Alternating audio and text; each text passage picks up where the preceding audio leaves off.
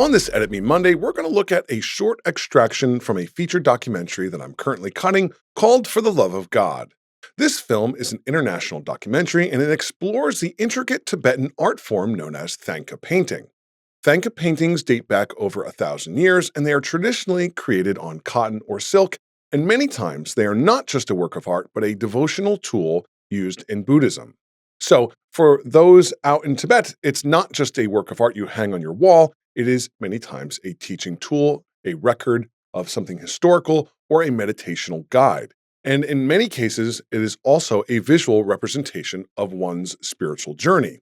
With thangka art, you'll often find a design called a mandala. A mandala is a geometric composition, usually circular, and it represents the entire universe. Sometimes the circle is encompassed by a square, but it is also very metaphoric in that it is meant to be a gateway to the unknown or the other side. You might even say a portal, a way to move from the physical worlds into a deeper level of awareness and existence. So when it came time to represent this concept in the film, there was an easy option, and that would be to use existing still images of mandalas and show the artwork, explain it, done, in a very Ken Burns way. Not that there's anything wrong with that, but to me, that felt very surface level for this project. Instead, my goal as the editor became, how do I make the audience actually feel what a mandala is? Not just understand it, but experience it.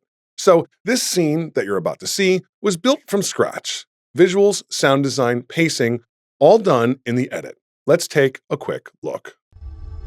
所以那个时候人是什么样的精神在画出这种东西？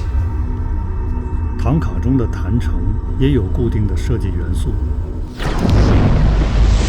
一扇圆形、方形的门围绕着神门，整个展甚至透明。坛城都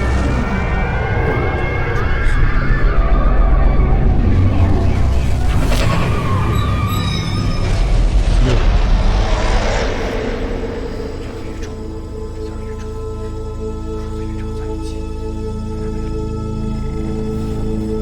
在这里，唐卡能完成他真正的使命，它非常重要。修身养性，探索自我，带领我们脱离苦海，到达幸福的彼岸。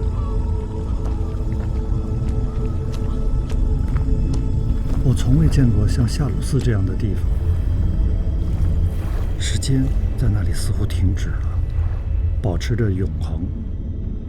Everything there is working together to create something immersive, something that surrounds the viewer and pulls them inward, not as an observer, but as a participant. Now, this was a really interesting film to be a part of because it was a major undertaking. It contains 3 different languages in the film, and none of which I actually speak. So I was using many interpreters for several years. Yes, this edit went on for over 2 years, and it was worth it. It's a great film, and we had to do a lot of very intricate work that was very complicated beyond the expectations of what comes from even just a normal editing situation because of the language barriers and cultural differences. The process of shaping the story, though, never felt limited by any of that because, you know what? Great art doesn't rely on a literal language. Music doesn't, film doesn't, and visual storytelling shouldn't. When it's working, you actually feel it. And cutting this film, there was a clear sense of what the director wanted. Spirituality, stillness, a human connection. Those things translate without words, which brings up something worth thinking about. A lot of conversations today try to define creativity through very specific boxes. Job descriptions, background requirements, cultural qualifiers. And while the intention may be inclusiveness, in art, that kind of limitation can actually work against the natural process. Because a great editor is a great editor, and sometimes a different perspective, someone outside of the immediate world of the subject matter, can actually bring something unexpected to the story. For example, this film takes place in China. It's primarily in Chinese, and yet storytelling is storytelling, emotion is emotion, connection is universal. And this became one of those projects where even without a shared spoken language, there was a complete understanding of one another from a director and editor working relationship.